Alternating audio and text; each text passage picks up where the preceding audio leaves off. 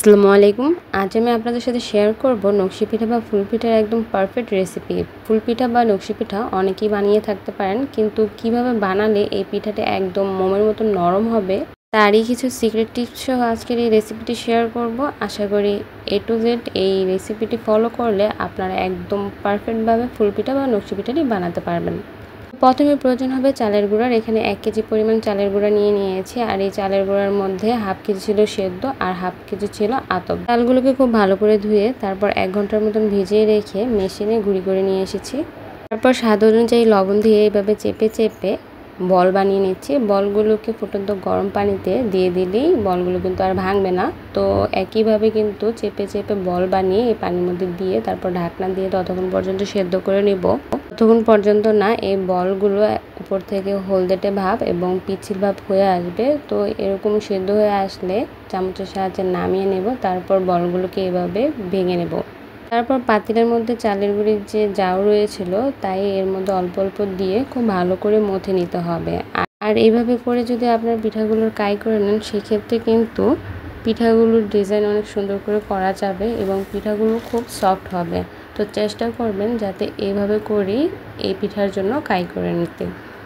তো কাইগুলোকে খুব ভালো করে মথে নেওয়ার পর এবার রুটি বানিয়ে নেব। রুটিগুলো কিন্তু খুব বেশি ভারী অথবা খুব বেশি পাতলা হবে না, মিডিয়াম থাকবে। তারপর রুটির মধ্যে সামান্য একটু তেল ঘষিয়ে এর মধ্যে ডিজাইন আঁকিয়ে নেব। আমি খেজুর কাঁটা দিয়ে ডিজাইন আঁকিয়ে নিচ্ছি। আর এই খেজুর কাঁটাগুলো কিন্তু আমার 3-4 বছর হয়ে গিয়েছে, আমি ফ্রিজে সংরক্ষণ করে রেখে দিয়েছি। ডিজাইন আঁকিয়ে নেওয়ার পর এভাবে কাটার সাহায্যে কিন্তু খুব সহজে এই পিঠার নকশিগুলোকে আপনারা তুলে নিতে পারেন। আপনারা যদি একটু মনোযোগ সহকারে এই পিঠার নকশিগুলো কীভাবে তুলে নেওয়া হচ্ছে তা দেখেন, তা অবশ্যই যে কোনো ডিজাইনে আপনারা এইভাবে তুলে নিতে পারবেন। জাস্ট কয়েকটা এইভাবে ডিজাইন তুলে নেওয়া শিখলেই আপনারা পারফেক্টভাবে এই পিঠাটি বানিয়ে নিতে পারবেন। আপনাদের কাছে যদি খেজুর কাঁটা না থাকে, সেক্ষেত্রে কিন্তু বড় বড় যে সুইগুলো রয়েছে সেগুলো দিয়েও পিঠাগুলো বানিয়ে নিতে পারেন। তো মাঝখানে ডিজাইন করে নেওয়ার পর আমি কিন্তু সাইডেও ডিজাইন করে নিয়েছি। তার মাঝখানে যে ছোটো ছোটো জায়গাগুলো রয়েছে সেগুলো খেজুর কাঁটার সাহায্যে এভাবে কেটে নিচ্ছি। তারপর সাইডগুলো কাটার জন্য আমি টিন ব্যবহার করব, আর টিনটি হচ্ছে কয়েলের টিন। এই কয়েলের টিন দিয়ে কিন্তু দাঁত কাটার এই মেশিনটি বানিয়ে নিয়েছি। তো খুব সহজেই কয়েলের টিন দিয়ে কিন্তু এই পিঠার দাঁতগুলো আপনারা কেটে নিতে পারেন।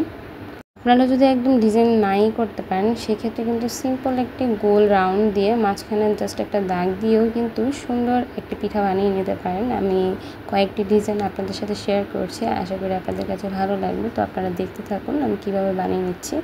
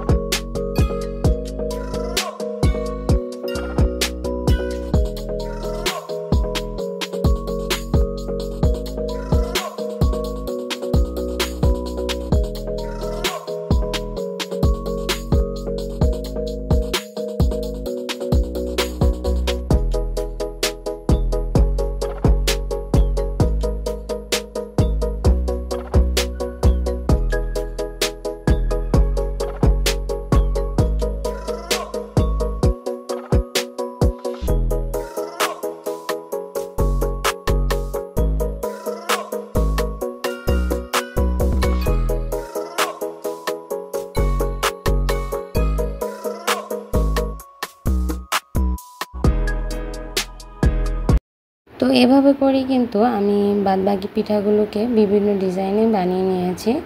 তো এই পিঠাগুলো খুব বেশি রাখা যায় না, সেক্ষেত্রে কয়েকটি বানিয়ে তারপর ভাজার জন্য পাঠিয়ে দিয়েছিলাম। তো আমি কয়েকটি পিঠা আপনাদের সাথে ভেজেও শেয়ার করছি। যে পিঠাগুলোর কালার এরকমটা আসলে আপনারা উঠিয়ে নেবেন। চুলার তাপমাত্রা মিডিয়াম টু লো এর মাঝামাঝি রাখবেন। আর হাই হিটে যদি এই পিঠাগুলো ভাজেন, সেক্ষেত্রে কিন্তু পিঠাগুলো একদম শক্ত থাকবে, ভেতর থেকে মুচমুচে হবে না। তো তো চেষ্টা করবেন মিডিয়াম টু লোয়ের মাঝামাঝি রেখে এই পিঠাগুলোকে সময় নিয়ে ভেজে নেওয়ার। পিঠাগুলো ভাজার পর 1 দিন বা 2 দিন রোদে দিয়ে তারপর গুড়ের শিরা দিলে সবচেয়ে বেস্ট হয়। পিঠায় কী করে গুড়ের শিরা দিতে হয় তারও একটি রেসিপি কিন্তু আমার চ্যানেলে রয়েছে, চাইলে দেখে নিতে পারেন। আর রেসিপি ভালো লাগলে অবশ্যই লাইক দিয়ে পাশে থাকবেন। আল্লাহ হাফেজ।